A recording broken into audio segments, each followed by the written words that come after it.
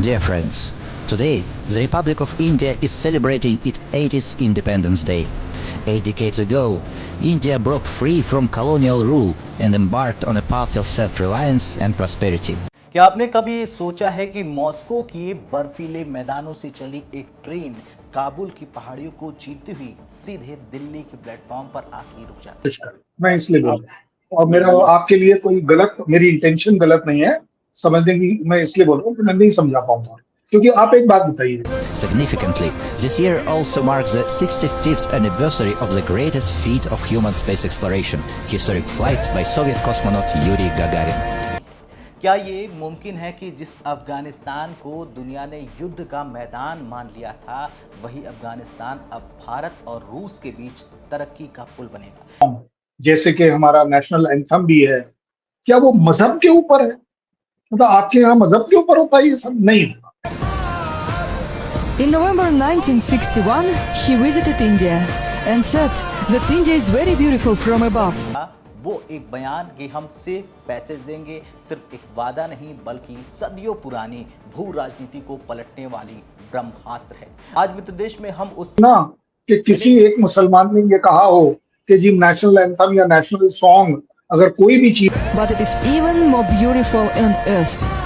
It is special because it is home to true friends. The friendship between our countries has been time tested. नमस्कार दोस्तों रूस ने भारत को मुबारकबाद यानी कि शुभकामनाएं।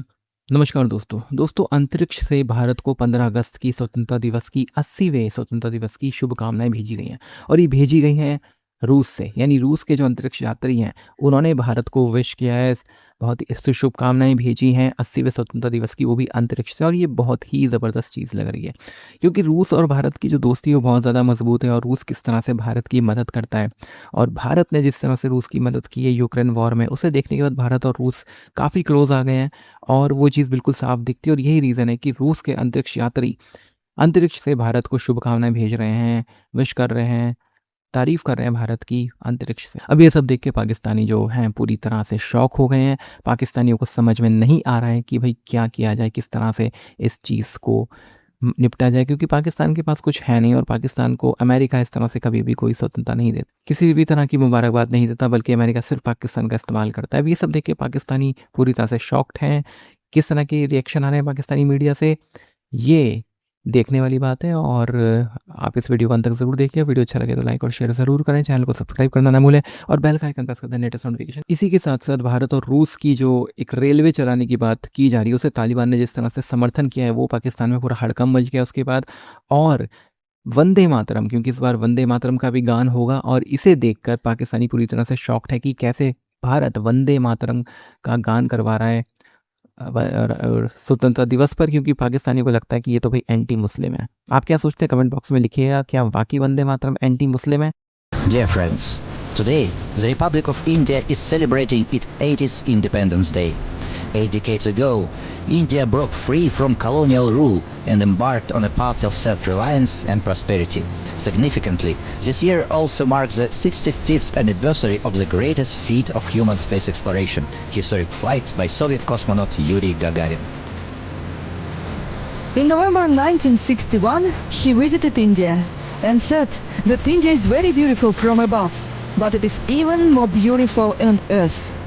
It is special because it is home to true friends. The friendship between our countries has been time tested. क्या आपने कभी सोचा है कि मॉस्को के बर्फीले मैदानों से चली एक ट्रेन काबुल की पहाड़ियों को चीरती हुई सीधे दिल्ली के प्लेटफॉर्म पर आके रुक जाती है? क्या ये मुमकिन है कि जिस अफगानिस्तान को दुनिया ने युद्ध का मैदान मान लिया था, वही अफगानिस्तान अब भारत और रूस के बीच तरक्की का पुल बनेगा? ये सवाल इसलिए क्योंकि अगस्त 2026 की एक छोटी सी खबर ने वॉशिंगटन में खलबली मचा दी। जी हाँ, तालिबान सरकार का वो एक बयान कि हम सिर्फ पैसेज देंगे सिर्फ एक वादा नहीं बल्कि सदियों पुरानी भू राजनीति को पलटने वाली ब्रह्मास्त्र है। आज मित्र देश में हम उस सच से पर्दा उठाएंगे जो दुनिया की सबसे बड़ी ताकतों की नींद उड़ा चुका है। और सवाल यह है कि क्यों झूम रहा है अफगानिस्तान, क्यों मुस्कुरा रहा है हिंदुस्तान और क्यों पुतिन ने इस रेल मार्ग पर लगा दिया है अपना सब कुछ। तो तैयार हो जाइए आज की खबर के लिए, क्योंकि इतिहास बदलने वाला है।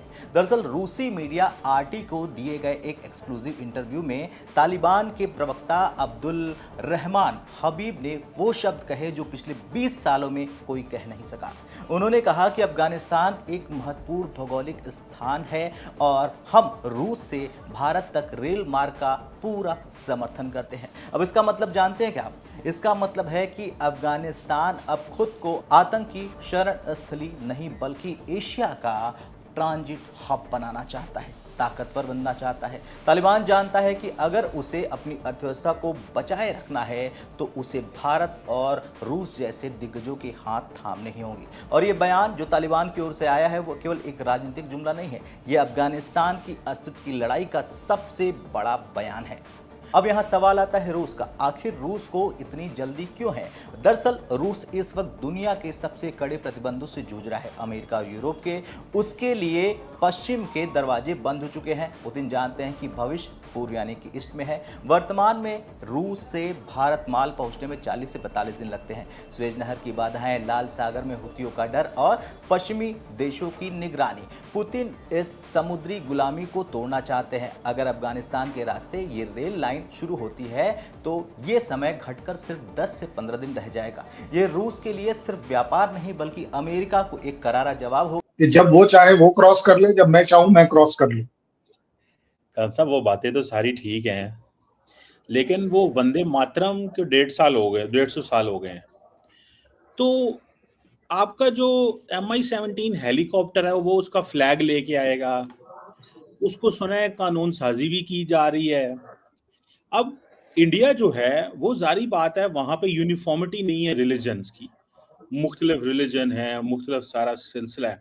आपको लगता है ये राइट कदम है दूसरे मज़ाहब को फोर्स करना कि वो उन स्क्रिप्चर को या उस चीज़ को हाईलाइट करें जो उनके मज़हब से ताल्लुक़ नहीं रखती? क्योंकि इसमें बहुत सारी कंट्रोवर्शियल चीज़ें हैं मुस्लिम्स के हवाले से। कैसे कहेंगे आप कल साहब, इसको कैसे देखते हैं? और क्या नरेंद्र मोदी साहब स्ट्रेस के अंदर हैं कि ये जंतर मंतर में जो कुछ हुआ पॉलिटिकली कमजोर नजर आ रहे हैं? अब उन्होंने ये सोचा होगा कि मैं दोबारा मजहब, कल्चर, आइडेंटिटी, हिस्ट्री को मिक्स करूं और अपनी पॉपुलैरिटी वंदे मातरम को भी एक दफा उठाऊं। कैसे देखते हैं कल साहब, जरा हमें हेल्प करें अंडरस्टैंड करने में। मैं आपकी मदद एक्चुअली कर नहीं पाऊंगा। हेल्प तो उसकी करी जा सकती है जो समझने की कोशिश करे, मैं इसलिए बोल रहा हूँ। और मेरा आपके लिए कोई गलत, मेरी इंटेंशन गलत नहीं है समझने की, मैं इसलिए बोल रहा हूँ कि मैं नहीं समझा पाऊंगा। क्योंकि आप एक बात बताइए, चलिए आज आपसे समझते हैं, वो ज्यादा अच्छी बात होगी। कोई भी वंदे मातरम या कोई भी सॉन्ग, जैसे कि हमारा नेशनल एंथम भी है, क्या वो मजहब के ऊपर है? मतलब आपके यहाँ मजहब के ऊपर होता है ये सब? नहीं होता, ऐसा होना भी नहीं चाहिए। मैं आपसे एग्री करता हूँ। उससे भी बड़ी बात, ये आपने बोला कि मजहब से रिलेटेड है तो मुसलमानों के ऊपर थोपा जाएगा। नेशनल एंथम उनके ऊपर थोपा जाता है? कहीं आपने आज तक सुना कि किसी एक मुसलमान ने ये कहा हो कि जी नेशनल एंथम या नेशनल सॉन्ग अगर कोई भी चीज बनती है तो वो उसके मजहब के खिलाफ है? कहीं पर ये लिखकर आता है कि जनाब ये इस्लाम के खिलाफ है या जीसस क्राइस्ट के खिलाफ है या नानक जी के खिलाफ है? ऐसा कहीं नजर आता है इन गानों में, नेशनल सॉन्ग या नेशनल एंथम में? So that will be a very very conservative. मैं इसलिए बोल रहा था, मैं आपको नहीं समझा पाऊंगा। आपने कहा अच्छा इसका कनेक्शन आपने जंतर मंतर से कर दिया, पॉलिटिक्स से कर दिया। यार Jantar Mantar was just a normal protest. हमारे यहाँ पर एक गोली, एक आदमी कहीं पर ना मरा ना इंजर हुआ। इसमें कोई वैसे अचीवमेंट वाली बात नहीं कर रहा हूँ। आपने तो पायलट गन चला दी थी, वो तो बच्चे रेजिलिएंट थे, उन्होंने शोर डाल दिया। बच्चे रेजिलिएंट थे, उन्होंने शोर डाल दिया, मीडिया बोल पड़ा, वरना आपने तो पहले दिन ही उनके चेहरे खराब करने की पूरी कोशिश की हुई थी। नहीं, अच्छा सवाल ये तो नहीं, जो बोला है ना, ये गलत बात। आप बोल जाओ और निकल लो पतली गली से, ये नहीं होना चाहिए। दोनों को बराबर का हक होना चाहिए। अगर आपने बोला है कि बच्चों को सो कॉल्ड, क्या क्या फिगर आई है निकल कर आपके हिसाब से, क्योंकि आप इस पर कमेंट कर रहे हैं, कितने कितने बच्चों के चेहरे खराब हो गए? जरा एक गिनती बताइएगा अपनी तरफ से, क्योंकि उसके बाद मैं बताऊंगा हमारी ऑफिशियल गिनती क्या आई है। मैं कभी डिनाई नहीं करूंगा, मैं आप लोगों की तरह नहीं हूं। मैं समझता हाँ। हूँ ये बहुत बड़ी एम्बैरेसमेंट है कि अरे इंडिया जनाब, एम्बेरसमेंट में कितने लोग, नंबर तो बोलिए ना। आपको मैं तो अरे सुन भाई लें। आपकी खबर, एम्बेरसमेंट तो ये सबसे बड़ी होनी चाहिए कि आपके यहाँ पीओजे के में 57 लोग मार दिए, आपको एम्बेरसमेंट है?